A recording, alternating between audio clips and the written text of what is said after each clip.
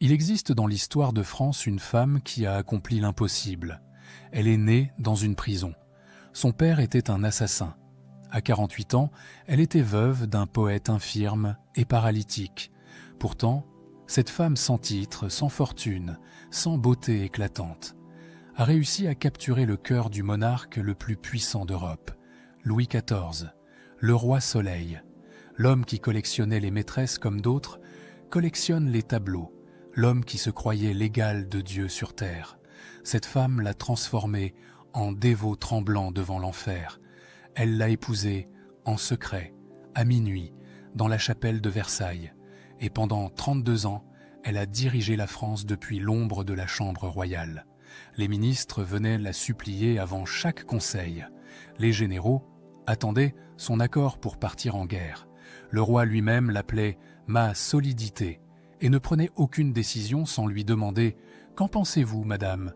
Madame de Maintenon, la reine qui n'a jamais porté de couronne, la femme la plus puissante de France, dont le nom n'apparaît sur aucun document officiel. Comment une gouvernante des bâtards royaux est-elle devenue l'épouse secrète du roi Soleil?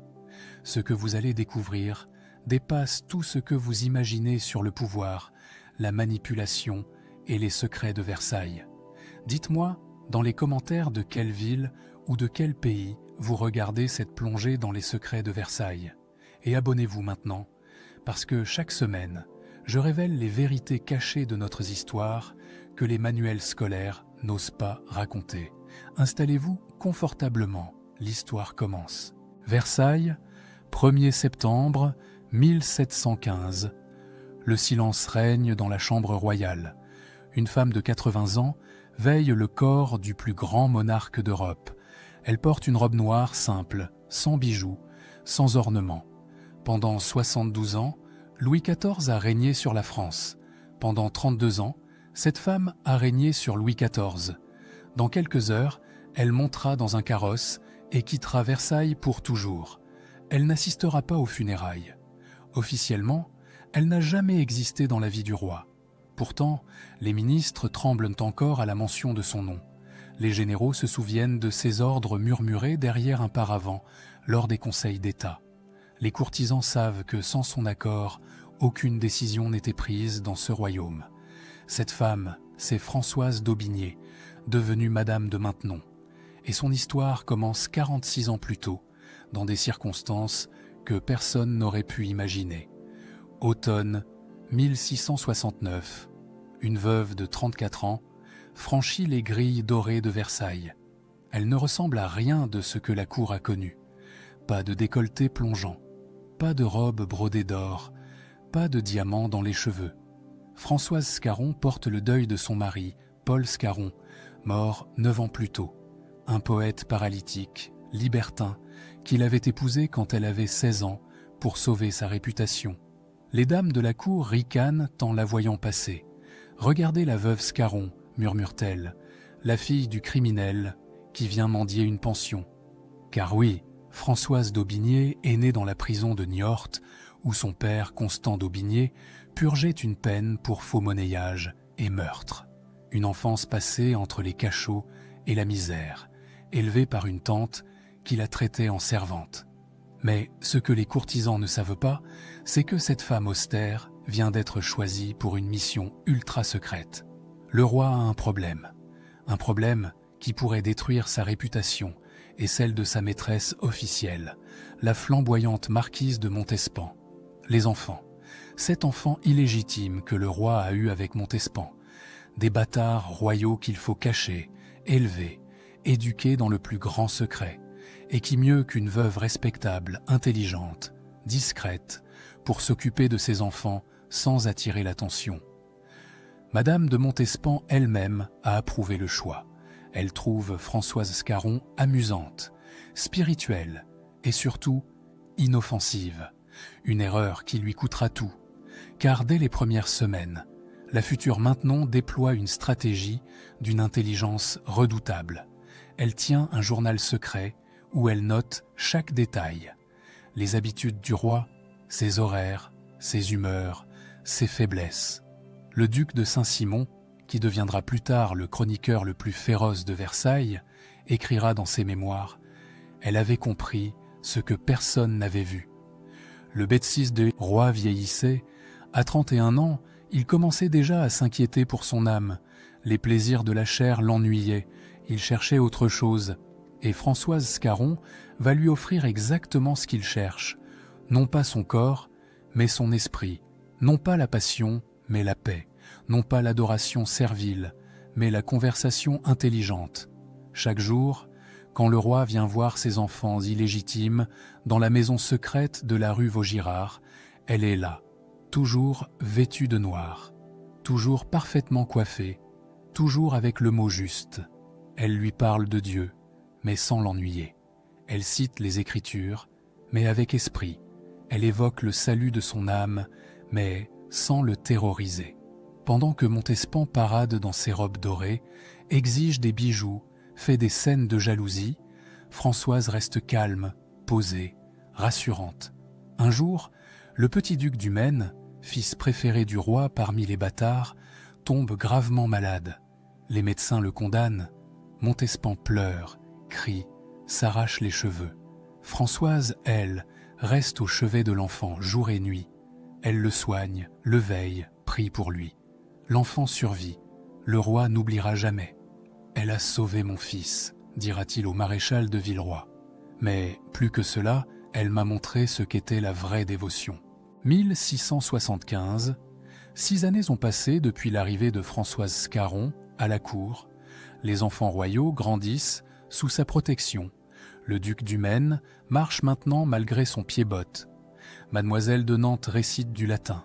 Et leur père, le roi, passe de plus en plus de temps dans cette maison discrète de la rue Vaugirard. Madame de Montespan commence à s'inquiéter. Sa gouvernante devient trop présente, trop indispensable. Elle tente de l'éloigner en lui obtenant une pension royale de 100 000 livres et le domaine de Maintenon. « Allez profiter de votre château », lui dit-elle avec un sourire qui ressemble à un ordre. Mais le roi intervient. Madame Scarron reste.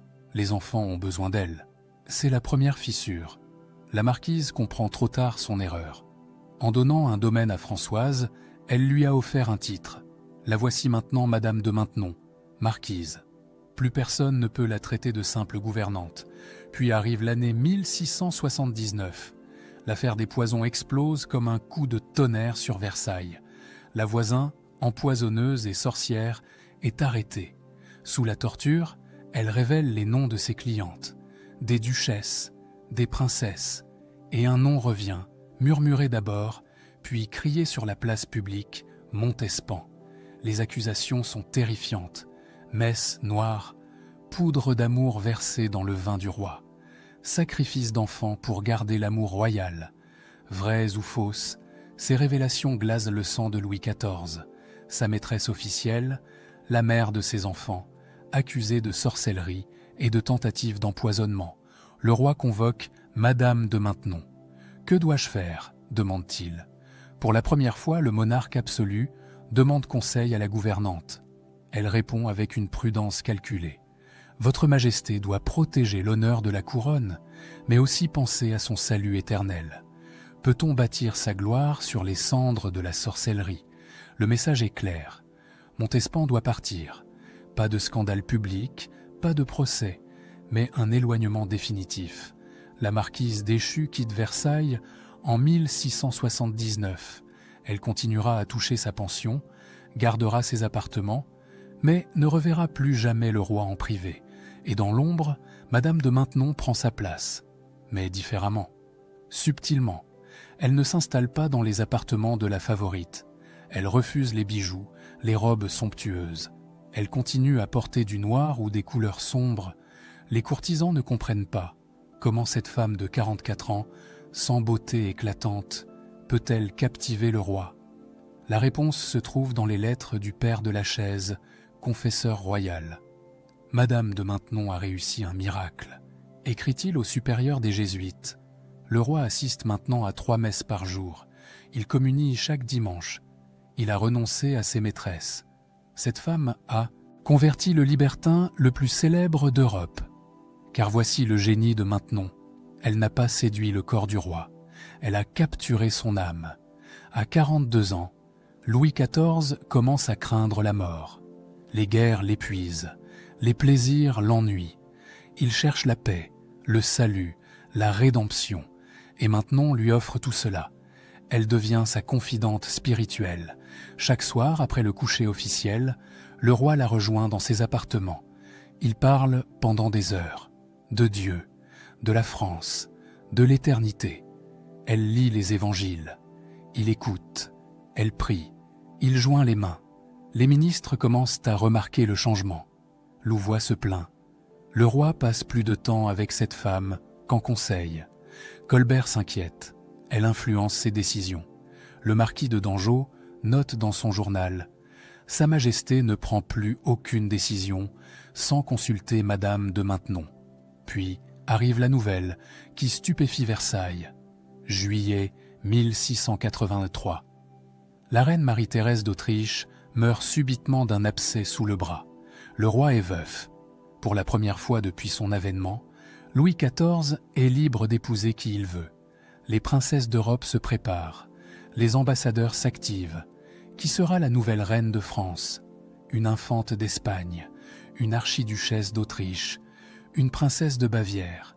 Personne ne soupçonne ce qui se prépare dans le plus grand secret, car dans l'ombre de Versailles, Madame de Maintenon et le roi ont déjà pris leur décision. Une décision qui bouleversera toutes les règles, tous les protocoles, toutes les traditions de la monarchie française. Le mariage secret est fixé. La date, octobre 1683. Le lieu, la chapelle de Versailles. Les témoins, 3 hommes seulement. L'archevêque de Paris, le père de Lachaise et le marquis de Montchevreuil. À minuit, dans le silence absolu, le roi de France épousera sa gouvernante. Nuit du 9 au 10 octobre 1683. Minuit approche dans la chapelle royale de Versailles. Les cierges projettent des ombres dansantes sur les dorures. L'archevêque de Paris, François de Harlay, tient son missel d'une main tremblante. Ce qu'il s'apprête à faire défie toute la tradition monarchique française. Devant lui, Louis XIV, 45 ans, le monarque le plus puissant d'Europe.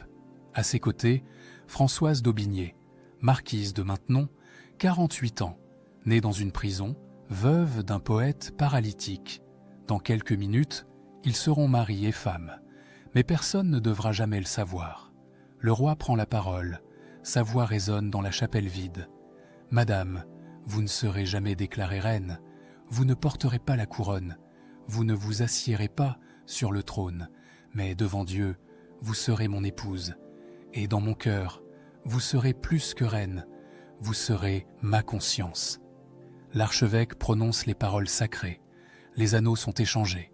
Le père de Lachaise et le marquis de Montchevreuil signent le registre secret qui sera immédiatement enfermé dans les archives privées du roi.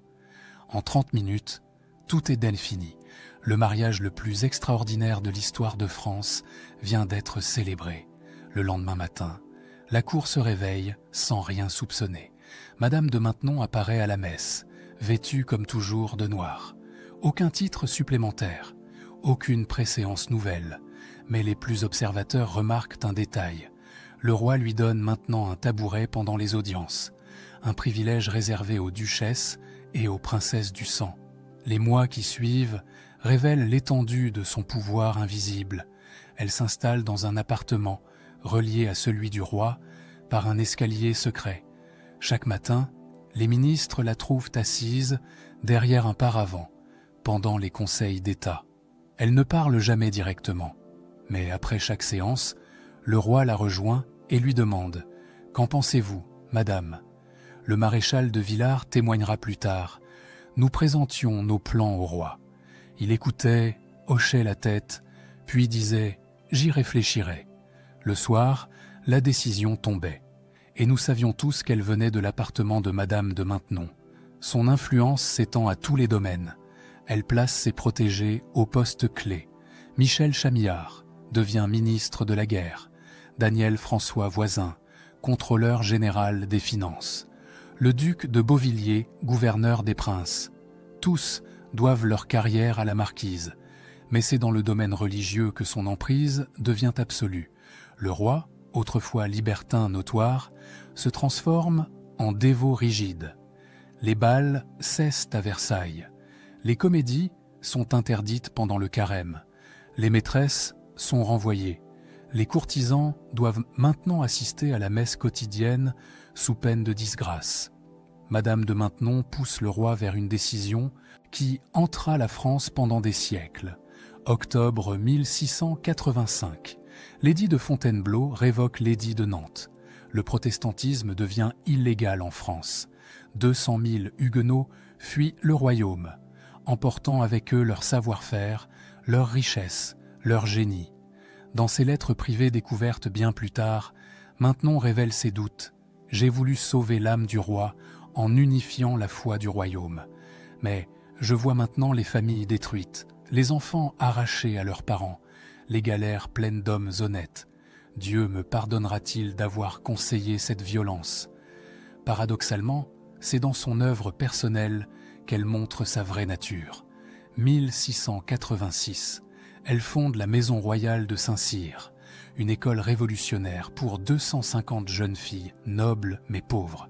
Pour la première fois en France, des femmes reçoivent une éducation complète. Lecture, écriture, arithmétique, histoire, géographie, musique. Elle passe des journées entières à Saint-Cyr, fuyant l'atmosphère étouffante de Versailles. Elle écrit elle-même les programmes, choisit les professeurs, surveille les progrès des élèves. Racine compose Esther et Athalie, spécialement pour ses pensionnaires. Mais quand les représentations provoquent trop d'émotions, elle interdit le théâtre. « J'ai voulu former leur esprit », dira-t-elle. « Je leur ai donné de l'orgueil. » Les années passent. Madame de Maintenon vieillit, mais son pouvoir ne faiblit pas. Au contraire, le roi, maintenant sexagénaire, dépend totalement d'elle. Il ne peut plus dormir sans qu'elle soit dans la chambre voisine. Il ne peut plus manger sans qu'elle soit à sa table. Il ne peut plus régner sans qu'elle soit à ses côtés. La princesse Palatine, belle-sœur du roi, écrit avec amertume « Cette vieille sorcière a ensorcelé le roi.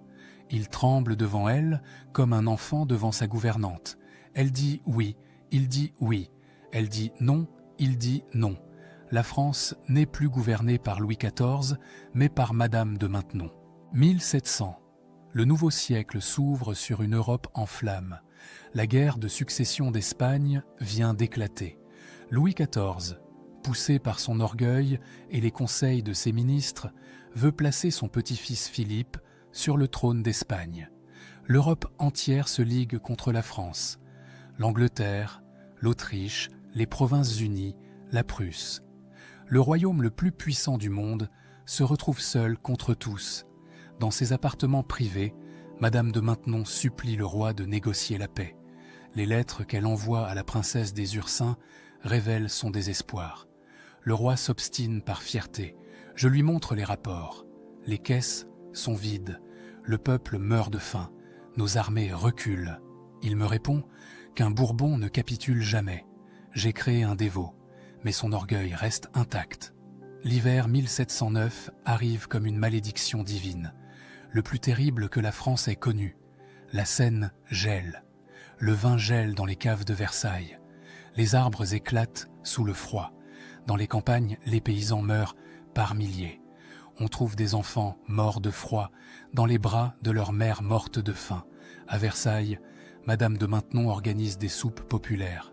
Elle vend ses derniers bijoux pour acheter du pain. Elle transforme les salons de Saint-Cyr en hôpital. Mais le roi refuse toujours de faire la paix. Dieu éprouve la France, dit-il. Nous devons tenir. Puis les coups du destin s'abattent sur la famille royale. Avril 1711, le grand dauphin, fils unique du roi, meurt de la variole.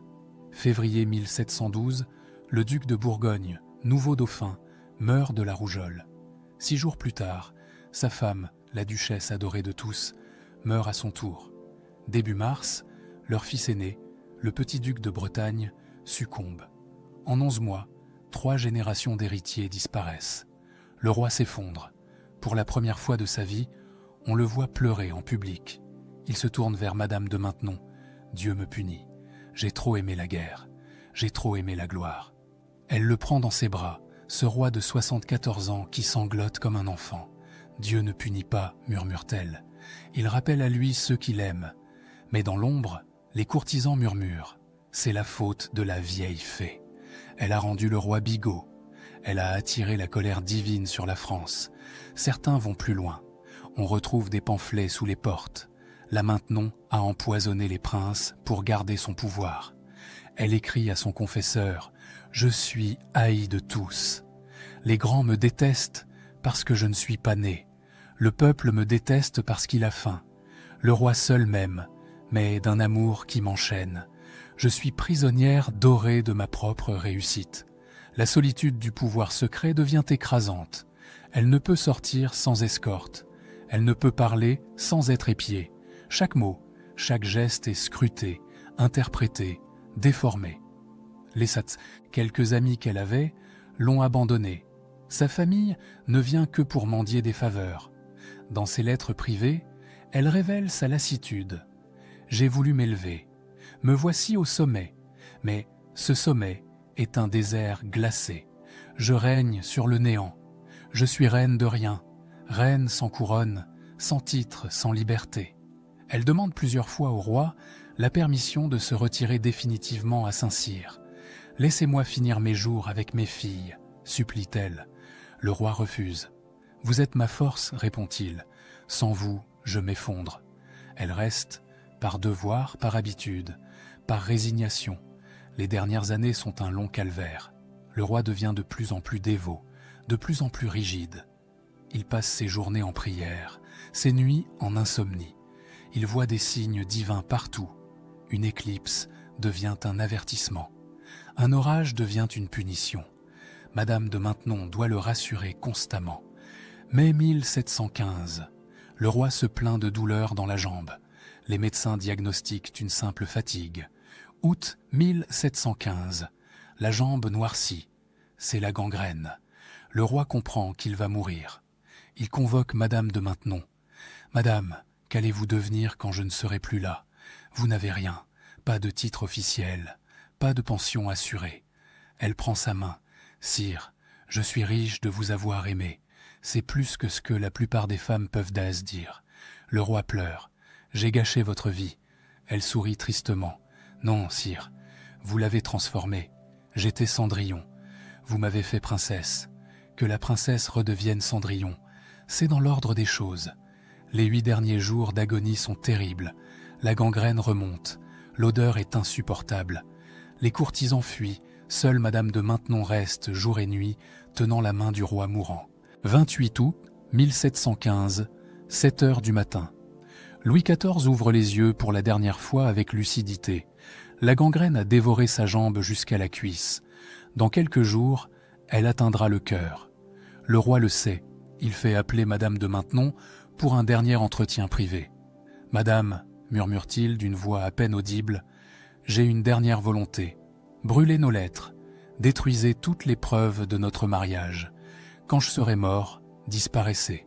Le nouveau roi n'aura aucune pitié pour vous. » Elle serre sa main décharnée. « Tout est déjà préparé, sire. Dans 1 heure après votre dernier souffle, je serai parti. Versailles m'oubliera. La France m'oubliera. C'est mieux ainsi. » Le roi la regarde intensément. « Ai-je été un bon roi, madame ?» Elle hésite. Puis, pour la première fois en 32 ans, elle lui dit la vérité sans filtre. « Vous avez été un grand roi, sire. Mais la grandeur et la bonté ne vont pas toujours ensemble.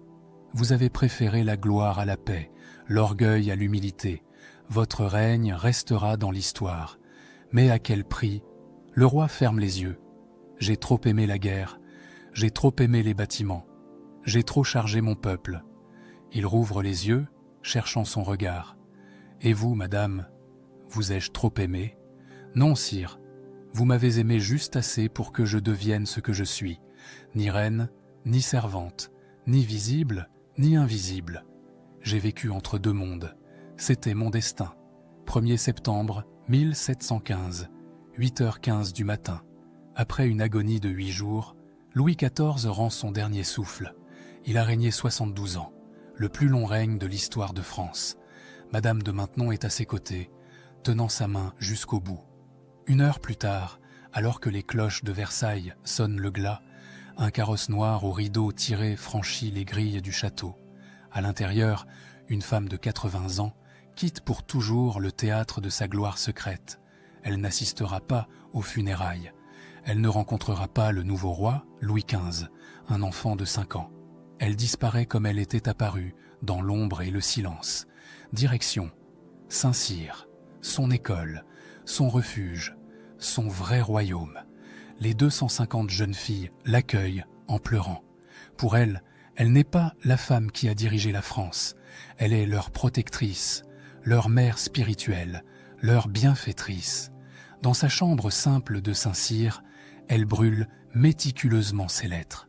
32 ans de correspondance avec le roi partent en fumée. Mais quelques documents échappent à la destruction. Des lettres à son confesseur, des notes à la princesse des Ursins, des fragments de journal intime, assez pour que l'histoire puisse un jour reconstituer son incroyable parcours. Les 4 années qui lui restent à vivre sont paisibles. Elle se lève à 6 heures, prie jusqu'à 8 heures, enseigne aux jeunes filles jusqu'à midi. L'après-midi, elle reçoit quelques visiteurs triés sur le volet. Le soir, elle écrit ses dernières réflexions. Dans ses ultimes pages, découvertes 2 siècles plus tard, elle livre sa vérité. J'ai vécu 4 vies. Françoise d'Aubigné, l'enfant de la prison, pauvre mais libre. Madame Scarron, l'épouse du poète, admirée pour mon esprit. Madame de Maintenon, la marquise influente, et l'épouse secrète du roi, puissante mais enchaînée. De ces 4 femmes, je me demande parfois laquelle j'étais vraiment. Plus loin, elle écrit « On dira que j'ai manipulé le roi. C'est faux. J'ai simplement compris ce dont il avait besoin et je le lui ai donné. La paix de l'âme, la certitude du salut, une présence constante. Les hommes puissants sont les plus fragiles. Ils ont tout, sauf l'essentiel. Quelqu'un qui les aime pour eux-mêmes, pas pour leur couronne. » 15 avril 1719. Madame de Maintenon sent sa fin approcher. Elle convoque les religieuses de Saint-Cyr. « Mes filles, dit-elle, je vais rejoindre le roi. Souvenez-vous de moi, non comme la femme du monarque, mais comme celle qui vous a donné l'éducation. C'est ma seule vraie gloire. » Ces derniers mots, rapportés par sœur Geneviève. Il faut peu de choses pour vivre, et encore moins pour mourir. Elle s'éteint à 83 ans, dans son lit de Saint-Cyr, loin des ors de Versailles. Son testament est simple, tout pour les jeunes filles de son école. Pas de monument, pas d'épitaphe glorieuse, juste une plaque. Sigy Françoise d'Aubigné, marquise de Maintenon. L'histoire mettra des siècles à comprendre qui elle était vraiment. Manipulatrice géniale ou femme amoureuse, bigote fanatique ou âme pieuse, ambitieuse, sans scrupules ou survivante extraordinaire. La vérité, comme souvent, se trouve entre toutes ces versions. Madame de Maintenon reste l'énigme ultime de l'Ancien Régime, la preuve vivante que le vrai pouvoir ne réside pas dans les titres ou les couronnes, mais dans cette influence invisible qui transforme les cœurs et change le cours de l'histoire. Elle n'a jamais été reine, elle a été bien plus. Elle a été la conscience d'un roi, l'ombre d'un soleil, le secret le mieux gardé de Versailles.